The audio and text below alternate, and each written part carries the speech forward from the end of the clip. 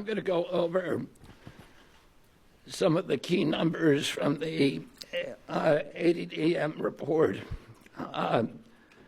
Overall, the autism is increasing in prevalence at an alarming rate. The study tests 8-year-olds who were born in 2014. And by the way, these studies are 2 years later than they should be. And one of the things that we're going to do as we move this function to the Administration for a Healthy America, to the chronic disease division, the new chronic disease division, is we are going to have updated real-time data so that people can look at this, so Americans can understand what is happening with chronic disease in this country in real time, and not have to wait 2 years to react. We don't wait 2 years to react to a measles epidemic, and we should not, or any kind of infectious disease. We shouldn't have to do that for diabetes or autism. The ASD prevalence rate in 8-year-olds is now 1 in 31. Shocking. There's an extreme risk for boys. Overall, the risk for boys of getting an autism diagnosis in this country is now 1 in 20. And as high in California, which has the best data collection. So it probably also reflects the national trend, 1 in 12.5 boys. This is part of an unrelenting upward trend. The prevalence 2 years ago was 1 in 36. Since the first ADDM report in 1990, which was 1992 births, autism has increased by a factor of 4.8. That's 480%, I believe. The first ADDM survey was 22 years ago, when prevalence was 1 in 150 children. In all the core states, the trend is consistently upward, and most cases now are severe. So about 25% of the kids who are diagnosed with autism are nonverbal, non-toilet trained, and have other stereotypical features, head banging, tactile and light sensitivities, stimming, toe walking, etc. One of the things that I think that we need to move away from today is this ideology that the autism diagnosis, that the autism prevalence increases, the relentless increases, are simply artifacts of better diagnoses, better recognition, or changing diagnostic criteria. If you look at Table 3 of the ADDM report, it's clear that the rates are real, that they are increasing in the last 10 years, which is the beginning with the first one. Year by year, there is a steady, relentless increase. I want to, because this epidemic denial has become a feature in the mainstream media, and it's based on an industry canard. And obviously, there are people who don't want us to look at environmental exposures, and so I want to just read you some of the little excerpts from some of the older studies. The baseline for autism in this country was established with the largest epidemiological study in history, a study of all 900,000 children in the state of Wisconsin, children under the age of 12. They found 0.7 children had autism in every 10,000. That's less than 1 in 10,000. Today we're at 1 in 31.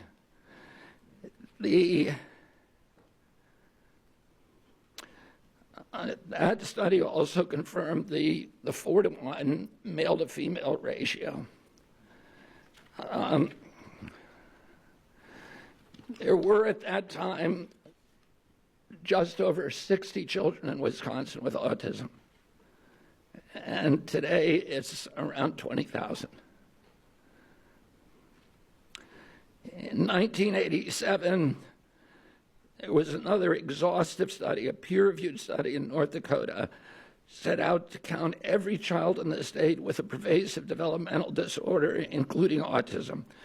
That study meticulously combed through every record, every diagnosis, and he even conducted in-person assessments of the entire population of 180,000 children under 18. The autism rate they found was 3.3 per 10,000, so that's in line with the 1 in 10,000 that was found in Wisconsin 17 years earlier. For context, today the last number of 1 in 36 is 83 times higher. In 1987, out of every 1 million kids, 330 were diagnosed with autism. Today, there are 27,777 for every million.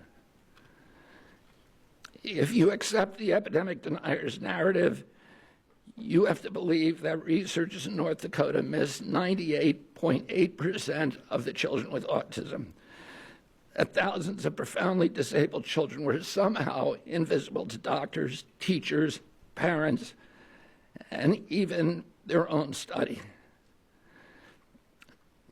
The same researchers who followed the original cohort for 12 years to double-check their number, they went back in 2000 and found that they had missed exactly one child. So doctors and therapists in the past were not stupid. They weren't missing all these cases. The epidemic is real.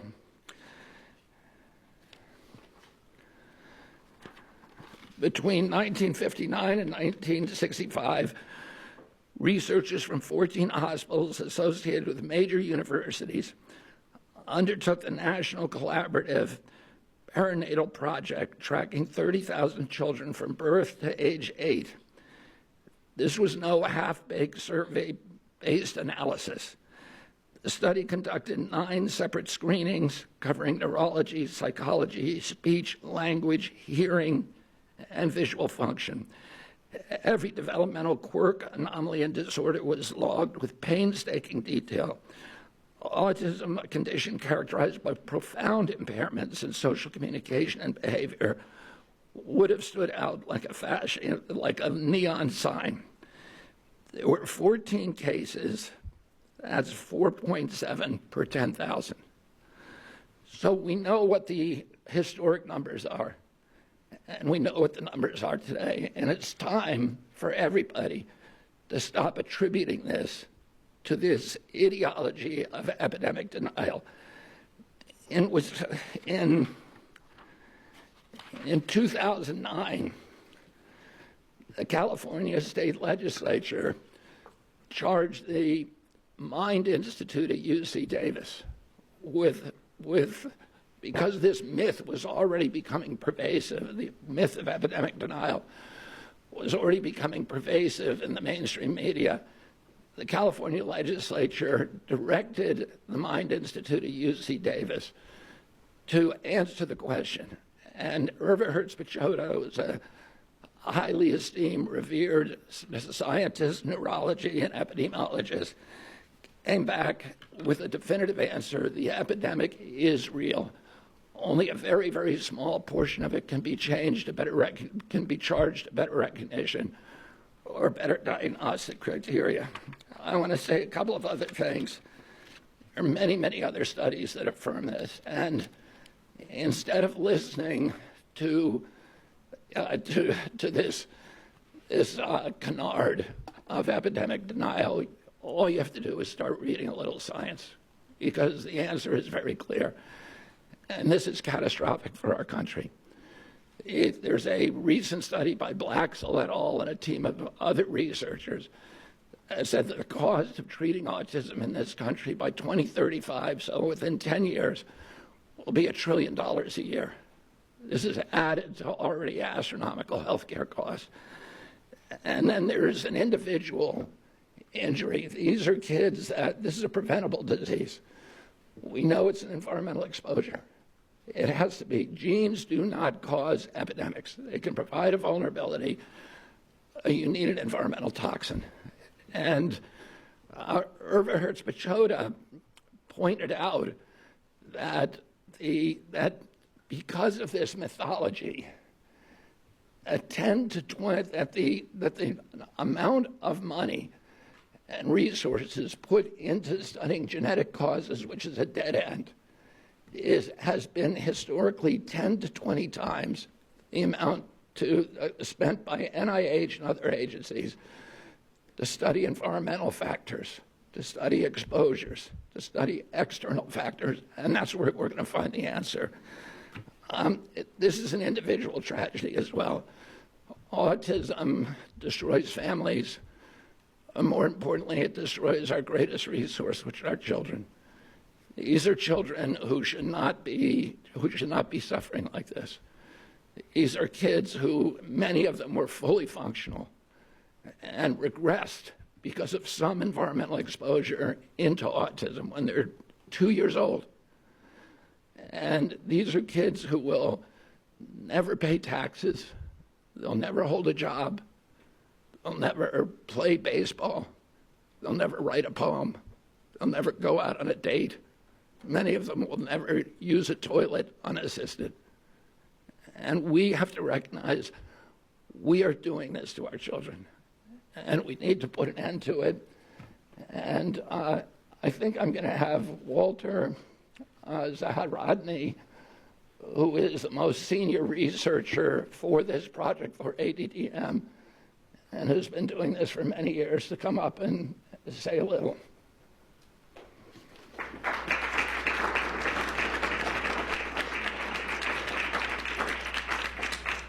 Good morning. Thank you for being here. I'm here as a long-term autism researcher and a clinical psychologist.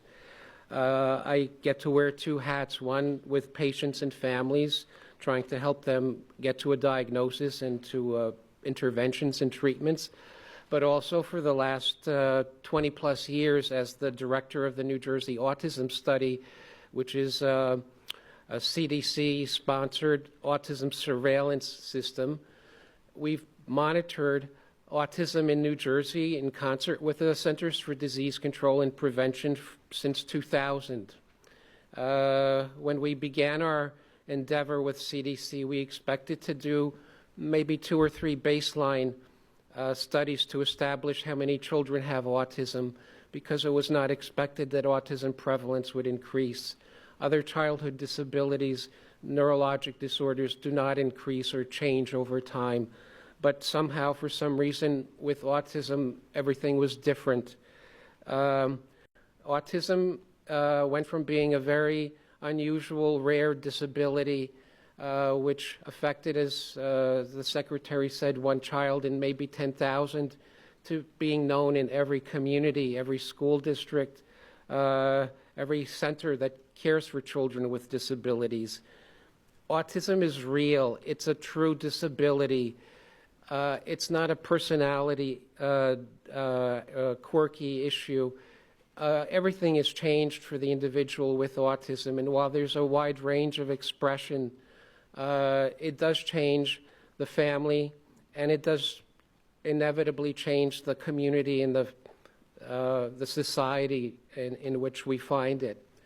Autism prevalence has increased very dramatically. It's increased in New Jersey, where we have excellent resources and access to services, and it's increased in all the states in the network. It's increased not only by the CDC ADAM network active surveillance activities, but it's increased according to federal IDEA statistics and information from multitude of surveys. It is a true increase. There is better awareness of autism, but better awareness of autism cannot be driving disability like autism to increase by 300% in 20 years. That's what we saw in New Jersey. That's what the CDC report of yesterday indicates. And that's what, in my opinion, future reports from epidemiologists will show. The data provided in yesterday's report strongly suggests that not only is this a high point of autism prevalence, but in the future, rates can only be higher. Autism deserves to be treated as a real public health phenomenon, and I would say is an urgent public health crisis. It's not just that we're more astute or perceptive. It's not like 2 or 3 children out of for every one with autism has remained invisible. Autism is striking, and the consequences are lifelong. So I would urge everyone to consider the likelihood that autism, whether you call it an epidemic, a tsunami, or a surge of autism, is a real thing that we don't understand, and it must be triggered or caused by environmental or risk factors. We need to address this question seriously because, in my opinion, for the last 20 years, we've collected data but not made real progress in understanding what causes autism or how to effectively prevent it or treat it effectively. So I urge you to read the report very carefully. I urge you to do something that nobody does and go into the many supplemental tables and see that autism is a true phenomenon and that we need a correct perception, not a perception that allows us to just provide services without understanding the root causes or the true factors at play. So thank you for your attention. I wish we could answer questions. I think we can. Let me just say one other thing. I referred to a number of studies. There are many, many, many others in the scientific literature that absolutely explode this mythology that this is, that the autism epidemic is not real. If you read the literature, it is absolutely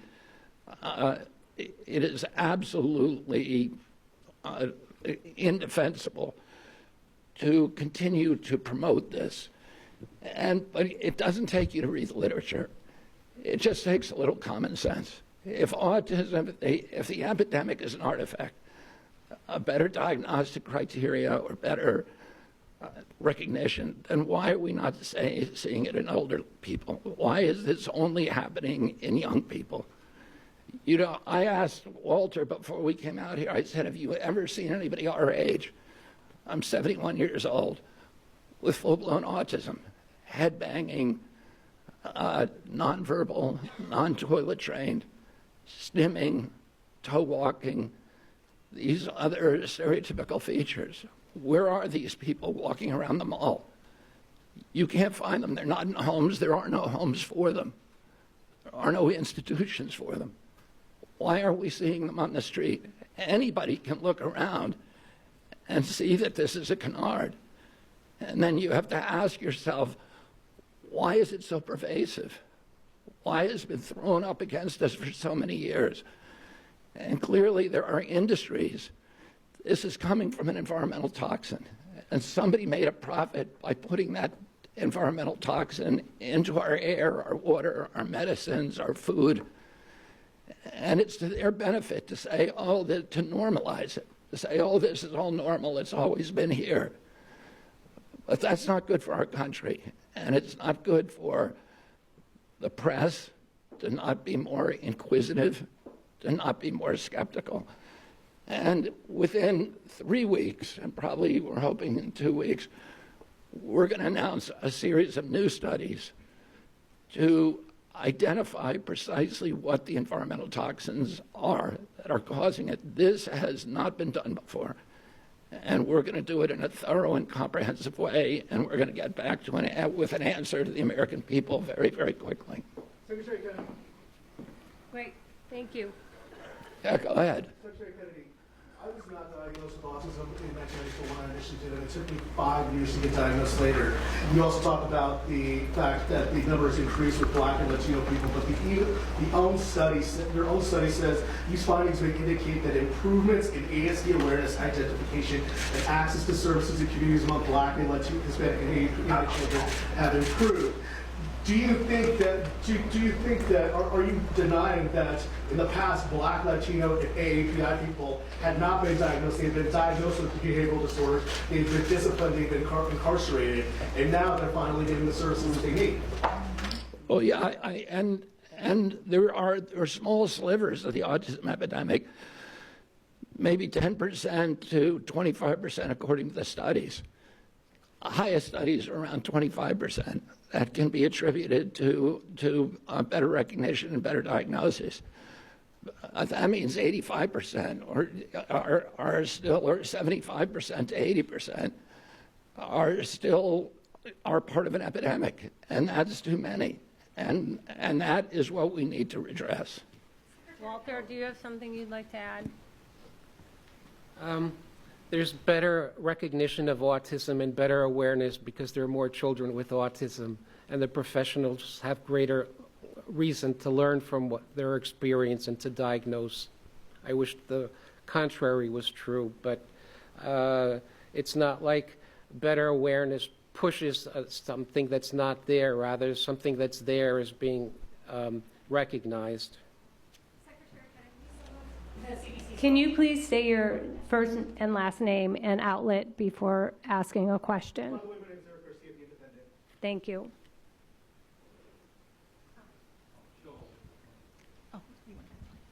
Secretary Kennedy, Amanda Seitz with the Associated Press. Some of the CDC's own research has concluded that there's a genetic link at play with autism. Are you saying today that you don't trust that research or that it was wrong? Could you expand a little bit more on that? No, there is, we have really good genetic markers now, and they provide a vulnerability. But those genetic markers alone are not going to dictate your destiny. You need an environmental toxin. I mean, there are many genetic markers that dictate the methylation capacity of the human body. Those contribute to, those dictate, listen, with many people smoke cigarettes, and only 1 in 5 died from lung cancer. There were 4 of them that didn't. And those were the ones that had some circumstances, probably genetic, that made them more susceptible to it. And the same is true. We know that that glutathione production, and glutathione is an enzyme that helps the human body excrete metals and toxins. People with low glutathione production are more vulnerable. People with the MTHFR gene, which dictates methylation, are more vulnerable. People with high testosterone are more vulnerable. So there are a lot of genetic vulnerabilities. You need an environmental toxin. Alex at Fox.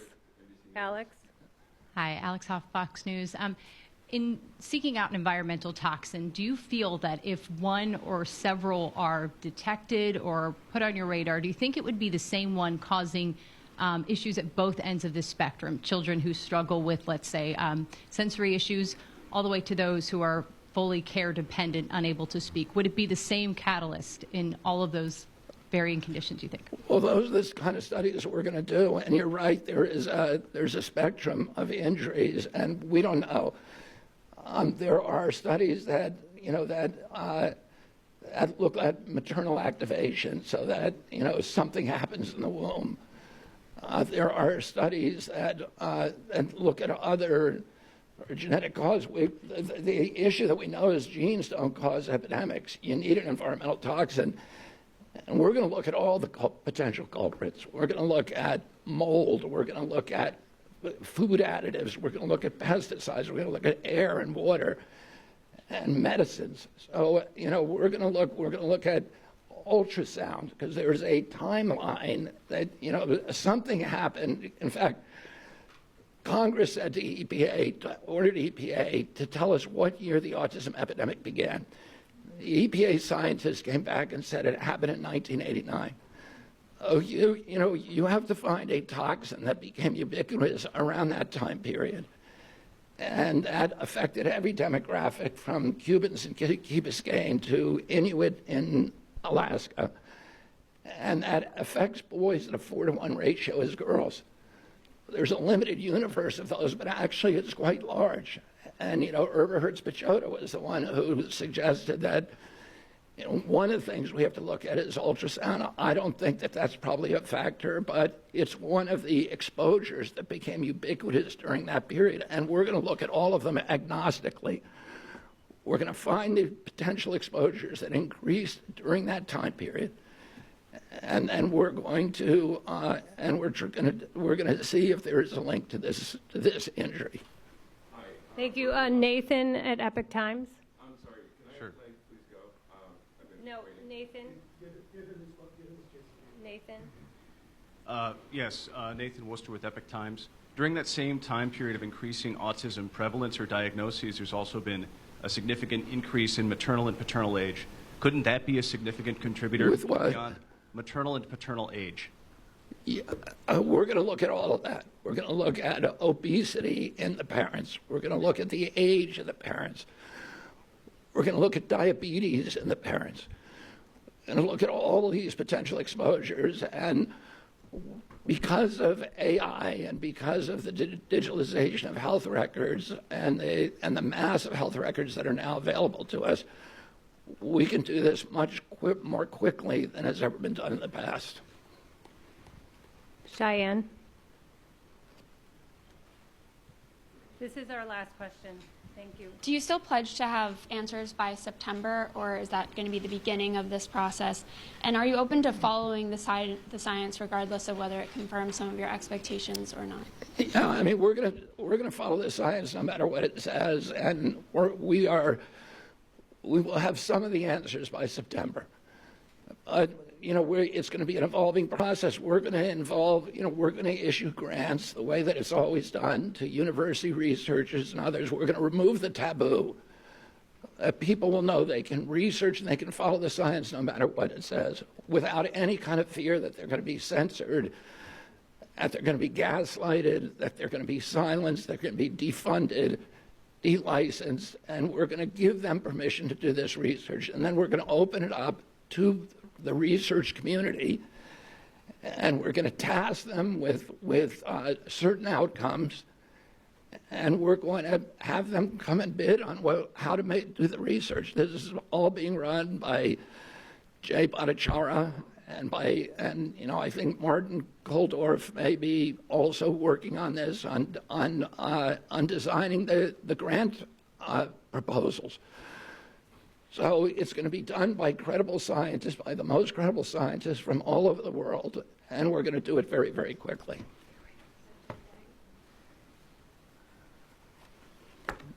Yeah, one more question. Can you identify yourself? Once you identify which environmental toxins are causing autism, what do you expect the impact to be on the industries that are causing those? Because you cited industry as something that would cause it. I think we're going to figure out a way to make pressure on them to remove it. And I think also, there will be market forces that also exert pressure on them to remove it. And I want to say that I'm very grateful to President Trump because he tasked me on day one of this job with making this a priority, of finding out what's causing the autism epidemic, and we are going to do it for him. Thank you all very much.